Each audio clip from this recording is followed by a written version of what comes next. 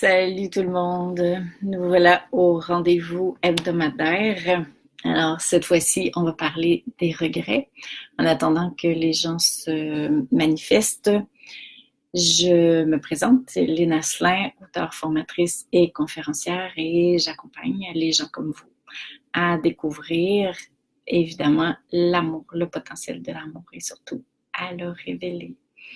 Alors, on a déjà des magnifiques personnes qui se présentent. Coucou Alexandra, Marie-Claude.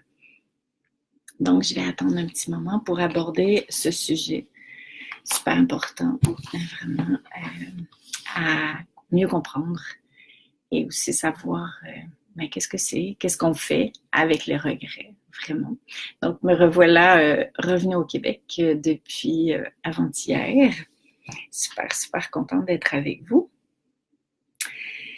Alors, j'espère que ça va bien de votre côté aussi, les filles. Et je dis les filles parce que c'est rare qu'il y ait des messieurs avec nous. Ce sont généralement des femmes. Bien sûr que les hommes sont plus que bienvenus. Salut Françoise! Alors donc, j'attends encore une minute ou deux et ensuite, je vais commencer avec ce sujet. En attendant, vous pouvez me dire comment vous allez, les filles. Ça se passe bien de votre côté? Si vous êtes en forme,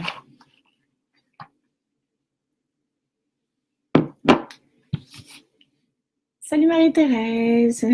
Tout va bien, Alexandra? Contente. Allô, Caro? Oui, j'ai super bien rentré. Oui, en effet.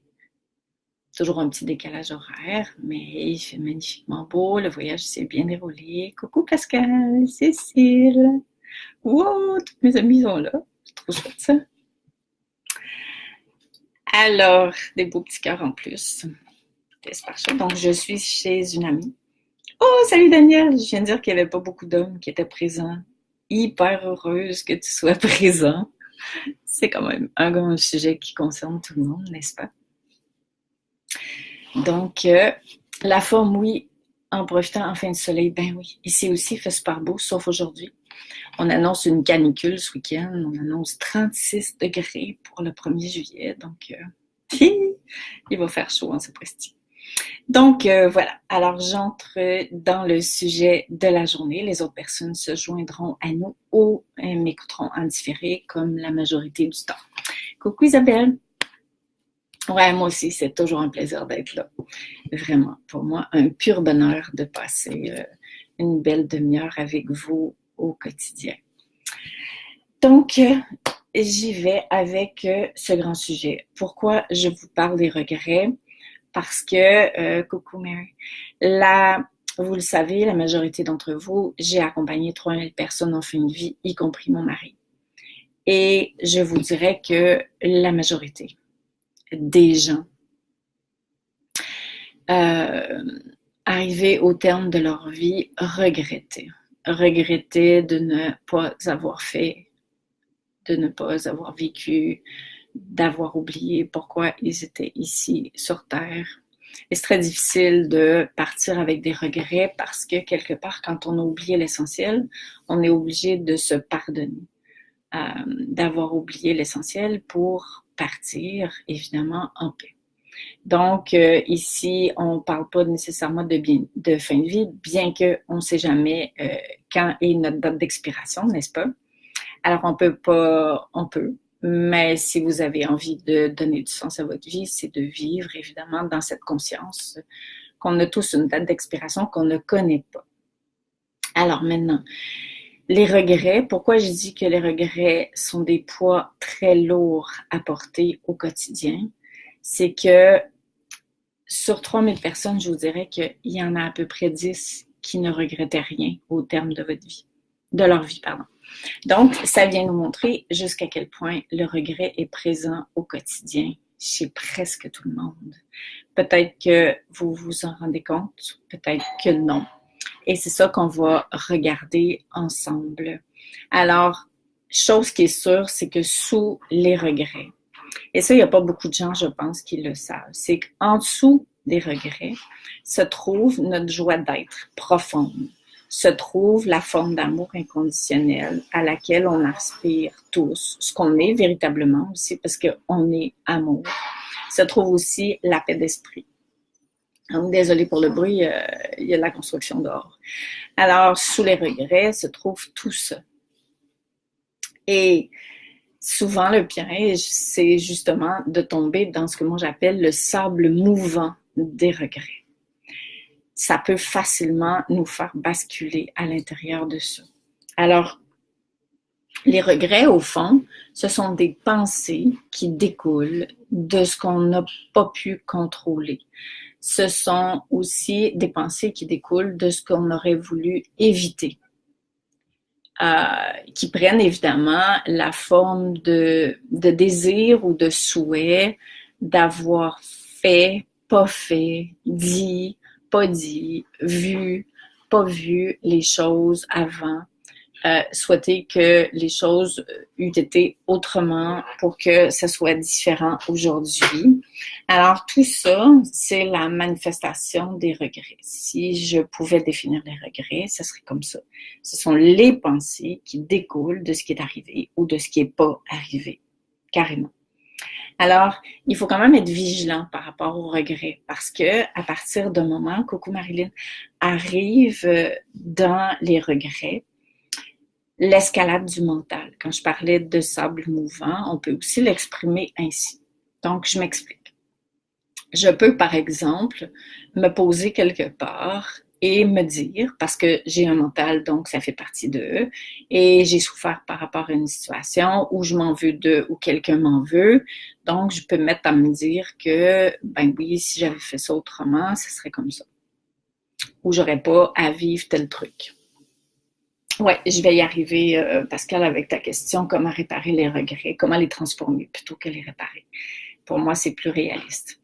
Donc, je peux voir ce que j'aurais voulu qu'il soit différent. Ça, c'est clair, c'est très humain. Ensuite, il faut être vigilant par rapport à l'escalade du mental, parce que le mental saute sur les regrets, comme un pou qui nous saute dans la tête, là. Le mental saute sur les regrets parce que là, tout à coup, il va pouvoir avoir plein d'attention, il va pouvoir jouir de cette attention qu'on lui donne à l'intérieur de soi et il prend le contrôle sur nous. Et là, on tombe dans ce que j'appelle la rumination, ce qui est très différent. C'est-à-dire qu'on se met à développer plein de scénarios avec notre tête. De si j'avais vu, si j'avais pas vu, comment ça se fait que j'ai fait ça, pourquoi j'ai fait ci comme ça, oui, mais si on m'avait averti avant, oui, mais c'est à cause de ci, c'est la faute de quelqu'un, c'est injuste, la vie est pas juste avec moi, qu'est-ce qui se passe, tout ça. Alors ça, c'est ce que j'appelle la rumination. Et je suis déjà allée à une conférence que donnait une psychiatre qui disait que à partir du moment où on tombe dans ce processus de rumination, et on y va tous, chacun notre tour, on dégage une substance qui nous fait sentir encore plus déprimés qu'on l'était avant, qu'on l'était en réalité. Alors, il faut vraiment être vigilant quand on atteint le point de bascule qui fait que le mental est en train de récupérer ce qu'on aurait voulu qu'il se passe autrement pour qu'on soit bien aujourd'hui, pour prendre toute la place à l'intérieur de soi. Et plus on apprend à se connaître, plus on apprend à vivre en conscience, plus on reconnaît comment notre mental fonctionne et le moment où il arrive, où on est en train de tout décortiquer, quand ça fait des heures qu'on pense à la même chose, quand ça fait des mois qu'on revient avec les mêmes affaires, avec les mêmes questionnements, avec les mêmes incompréhensions, avec les mêmes si, mais là, c'est qu'on est dans la rumination. On est tombé dans ce roulement du mental qui viendrait comprendre pourquoi j'ai fait ça, qu'est-ce qui fait que j'ai pas vu ça et tout ça. Alors, est-ce que pour toi, apprécier et profiter de l'instant présent empêche les regrets? Quand on est dans l'instant présent, on n'a pas de regrets. Je vais vous donner un exemple tout à l'heure, puis si j'oublie, tu me reviens avec ça, Alexandra, c'est promis, d'accord? Parce que je veux juste pas perdre le fil. Je vais comme poser les bases, puis après, je vais répondre à vos questions. Donc, les effets de rester dans les regrets et de ruminer, bien, évidemment, je suis triste, je suis déçue de la vie, je suis insatisfait de la vie, de ce qui m'arrive, de plus grand que moi, des autres. N'est-ce pas? Je me sens complètement impuissant. C'est probablement un des grands effets secondaires des regrets, c'est que ça me fout directement dans les sentiments d'impuissance, carrément. Je veux revenir en arrière pour changer ce qui m'arrive. Carrément. J'essaie de me projeter dans le futur pour voir comment est-ce que je vais faire pour que ça n'arrive plus. C'est aussi un effet secondaire des regrets. Alors, je me sens coupable, etc., etc., etc. Donc, ça, ce sont des effets secondaires des regrets, c'est-à-dire de ce que les pensées, mon mental, ma tête a fait de ce qui m'est arrivé que j'aurais pas voulu qu'il soit comme ça. Est-ce que c'est clair pour vous? Il y a quelque chose qui arrive où on veut pas que ça soit comme ça nous fait souffrir. Ensuite, mon mental prend le dessus pour essayer de se l'expliquer. Ensuite, j'ai des effets secondaires, des symptômes. Ensuite, je continue avec ce que j'appelle la rumination. Donc, je roule là-dedans et mon mental me laisse croire que si je comprends pourquoi c'est arrivé ou pourquoi c'est pas arrivé, je vais aller mieux. Et c'est là qu'on est tombé dans le piège. Parce que même si je comprenais pourquoi c'est arrivé, j'irais pas vraiment mieux. Parce qu'au fond, la raison pour laquelle je ne vais pas bien, c'est que je n'arrive pas à accueillir ce qui est arrivé qui fait pas mon affaire. Je ne me souviens pas de ce que je fais sur Terre et je vais vous en parler un petit peu plus après. Donc, essayez pour vous d'identifier les regrets que vous nourrissez.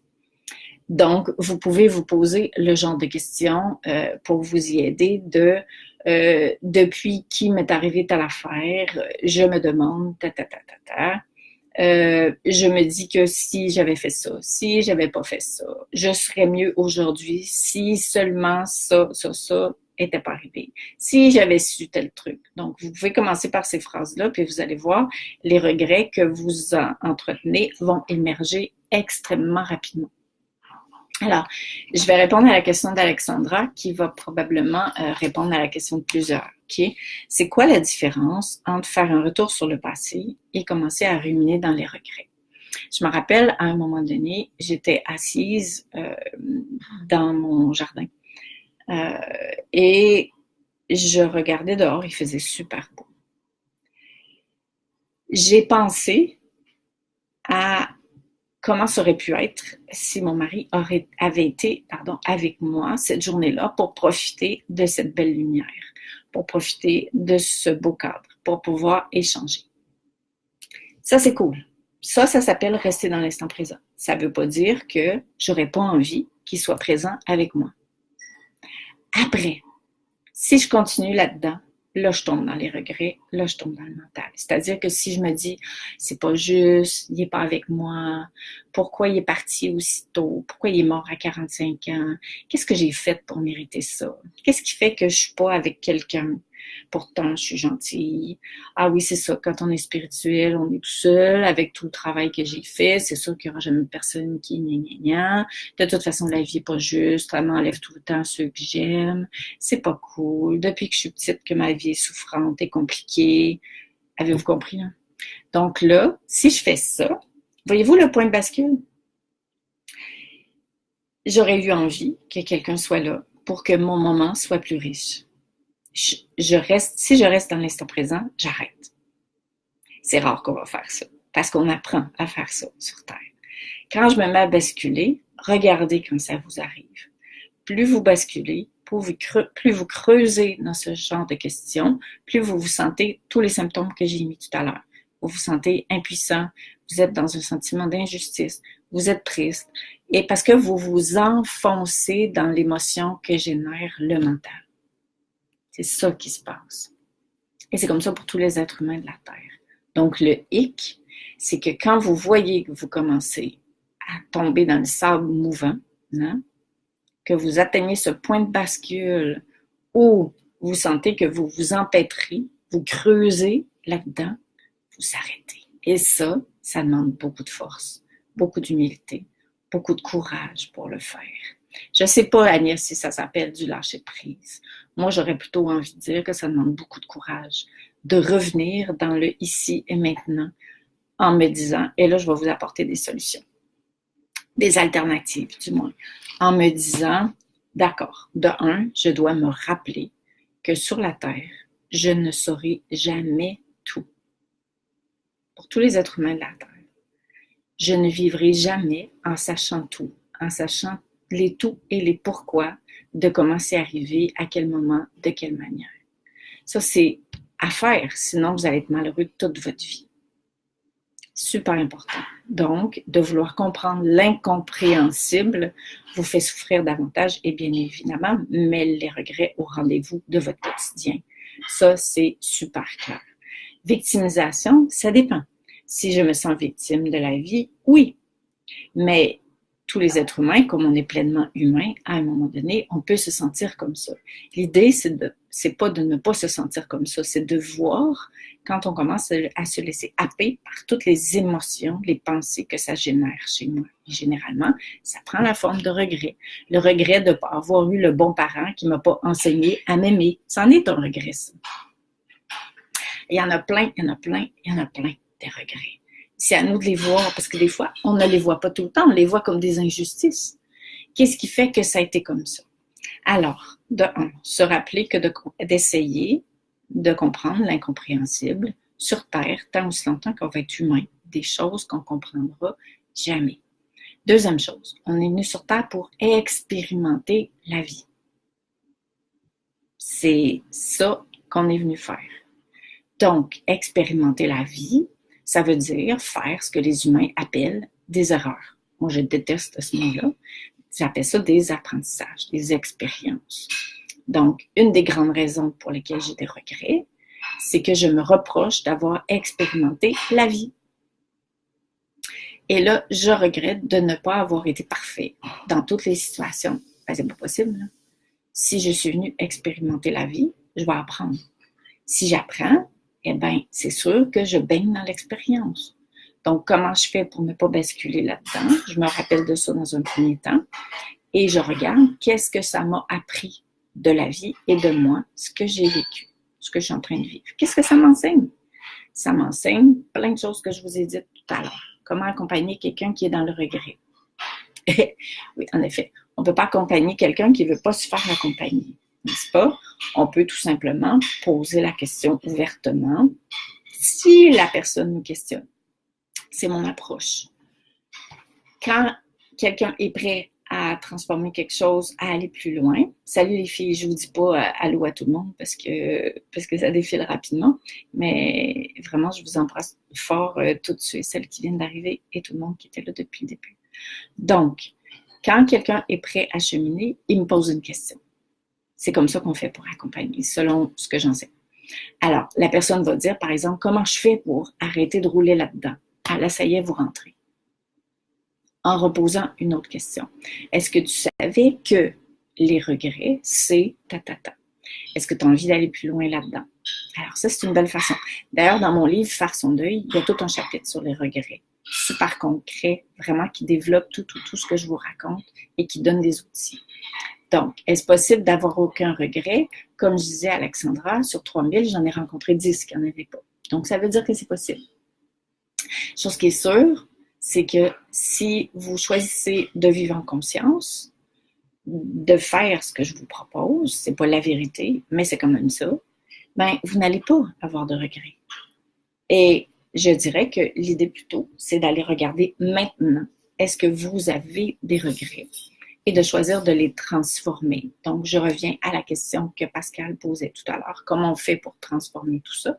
En plus de ce que je viens de vous dire, qui est déjà une transformation en elle-même, parce qu'à partir du moment où je choisis de regarder les choses autrement, je suis en train de les transformer. À partir du moment où je me rappelle que je peux rien faire avec ce que je comprends pas, parce que les choses plus grandes que moi, je ne peux pas les comprendre, comme pourquoi mon mari est mort à 45 ans, mais je m'incline devant quelque chose de plus grand que moi. Donc, je donne un sens spirituel à l'existence. Ça ne veut pas dire que je suis d'accord. Attention. Ça ne veut pas dire être d'accord avec les choses. Ça veut dire me rappeler que tant aussi longtemps que je serai sur la terre, c'est comme ça. Qu'est-ce que ça m'a appris de moi? Les regrets. Ça m'a appris que l'idée, c'est pas de faire les choses à la perfection. Ça m'a appris que j'ai eu le courage d'apprendre. Ça m'a appris que peut-être qu'il faudrait que je sois vigilante à ma manière de dire les choses parce que je regrette que l'autre ait été blessé. Ça m'a appris plein d'affaires. Ça, regardez. Qu'est-ce que ça vous apprend? Vous êtes déjà en train de transformer vos regrets. J'ai aussi enregistré une méditation, qui est celle d'ailleurs du mois de juin, que vous pouvez retrouver si vous ne les avez pas encore téléchargées. C'est 12 méditations gratuites. On est rendu à la 10e maintenant et le thème du regret a été abordé parce que c'était une demande d'ailleurs de quelqu'un. Et dans cette méditation-là, je vous propose une avenue de transformation des regrets. Je ne vous dis pas que c'est la manière de le faire, mais je vous propose une avenue de les transformer qui est extrêmement puissante. Donc, quand vous sentez que vous commencez à être submergé par les regrets, donnez-vous un outil, mettez quelque chose en place pour être capable de les transformer maintenant. Quand vous voyez, vous commencez à creuser dedans, décidez que vous allez marcher. Décidez que vous prenez de la hauteur. Je vous en donne un autre moyen. Prenez de la hauteur par rapport à ce que vous vivez. Rappelez-vous que vous êtes plus que ce que votre tête dit. Ça ne veut pas dire que c'est vrai, que c'est faux. Ça veut dire que si vous voulez émerger de ça et continuer d'avancer dans la vie, vous devez choisir de voir les choses différentes. Décidez de développer ce que j'appelle votre témoin, c'est-à-dire la part de vous qui regarde ce que vous pensez, qui regarde ce que vous vivez avec un œil plus conscient de l'existence. Côtoyez des gens qui choisissent de voir les choses comme vous. C'est super important. Lisez des bouquins, continuez d'écouter les lives comme on fait ensemble. Soutenez-vous, parce que c'est sûr que si vous côtoyez des gens qui sont toujours dans les regrets, surtout quand vous vivez quelque chose de difficile, vous allez être complètement happé là-dedans. Parce que notre mental a juste envie d'entendre qu'on a bien raison d'avoir des regrets, que les autres sont coupables, que la vie n'est pas juste, parce que ça nous confirme qu'on a raison de souffrir, que c'est vraiment vrai que ça se passe comme ça. L'idée, c'est pas que c'est vrai ou que c'est faux, c'est que l'idée dans la vie, c'est de faire quelque chose de ce qu'on vit, pas de rester coincé dans quelque chose.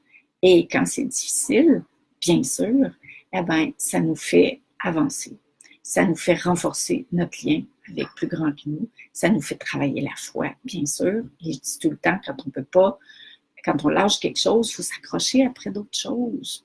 Donc ça devrait être le thème d'un de mes prochains lives d'ailleurs. Alors, voilà toute une panoplie de manières de transformer vos regrets. Évidemment, les regrets qu'on ne transforme pas sont dans le chemin entre nous et la vie à laquelle on aspire. Donc, des fois, on se dit que si ce n'était pas arrivé, on serait plus heureux. Et comme je l'expliquais au début du live, le vrai bonheur, il se trouve en dessous des regrets. Donc, l'idée, c'est d'avoir le courage de rentrer dans le regret. Pas pour le nourrir, mais pour aller regarder, être témoin du regret, voir comment ça fonctionne, puis le faire comme « Ah ouais, là, c'est mon mental qui vient d'embarquer. OK, quand est-ce que j'arrête? » Puis quand je vois que je commence à descendre, bien là, je me pose dans le cul pour faire quelque chose. Parce que sinon, c'est sûr que ça va continuer de descendre. Je sais, je l'ai vécu pendant 2 ans de temps. J'ai usé mon canapé à avoir des regrets. C'est l'enfer. Je pensais à ça du matin au soir. Donc, je sais de quoi je parle. Et je sais aussi que quand on sort de là, c'est comme un levier qui nous permet d'accéder à autre chose. Alors, qu'est-ce qui fait qu'on choisirait de faire ça? Bien, pour donner du sens à sa vie, bien sûr, pour continuer d'avancer, pour se réaliser pleinement. Et de grâce, ce que je vous souhaite, c'est pour ne pas apporter ça avec vous quand vous allez mourir. Parce que je le répète pour ceux et celles qui n'étaient pas là au début, sur 3000 personnes, il y en a 10 que j'ai accompagnées qui n'avaient pas de regrets. Et quand on meurt avec des regrets, quand on arrive au terme de sa vie avec des regrets, notre cœur sait qu'on aurait pu les transformer avant. Et on doit se pardonner de ne pas avoir choisi de les transformer pour accéder. En fait, c'est comme si on avait roulé dans les regrets toute notre vie. Puis quand on arrive à la fin de notre vie, on fait comme « Shit! Comment ça que je reste accrochée là-dedans aussi longtemps? » C'est vrai que c'était pas juste, mais l'idée, c'était d'en faire quelque chose. Ça va? Alors, méchant sujet, super important et évidemment, je vous suggère de faire le ménage de vos regrets, voir s'il y en a encore que vous avez. Évidemment, s'il y en a d'entre vous qui veulent aller plus loin, vous le savez maintenant, vous pouvez toujours me contacter pour des consultes individuelles. Comme ça, on va vraiment au cœur de vos situations personnelles et je peux vous donner évidemment les guidances et les outils qui sont plus personnalisés. Mais déjà dans le live, vous avez beaucoup d'informations. Donc, je vais voir si certains d'entre vous avaient des questions avant de vous quitter. Ah, ça me fait plaisir, Lucie, vraiment. Si mon expérience de vie et d'accompagnement peut vous être utile, c'est clair que c'est un bonheur pour moi de vous le partager. Et bien sûr, à votre tour de le partager aussi, si vous le sentez. Ouais, quel travail, Pascal, en effet. Mais tu le sais, Pascal, quand on parle de sagesse, c'est de ça qu'on parle. La sagesse, j'arrête pas de le dire, on n'achète pas ça dans une boîte de céréales. C'est qu'est-ce qu'on fait de ce qu'on vit quand on ne va pas bien. Et ce que je voulais dire tout à l'heure que j'ai oublié, c'est si vous le voulez bien, évidemment, je ne suis pas là pour vous dire quoi faire, exercez-vous avec les petits regrets du quotidien. J'aurais dû écouter ma petite voix passer par cette rue-là parce que j'ai eu un accident de l'autre rue. Bon, d'accord. C'est des petits regrets du quotidien. Et plus vous allez vous exercer à regarder les regrets plutôt que d'expérimenter l'existence en pleine conscience, plus quand il va arriver des grosses choses comme des épreuves, vous allez être capable de le mettre en place. Ça va? Alors, je vous embrasse super fort. Je vous rappelle que je vous aime. N'hésitez pas à partager ces lives. Je pense qu'ils pourraient être extrêmement bénéfiques pour ceux et celles qui ont l'élan de les entendre. Et on se dit à la semaine prochaine, mes amis. Ciao.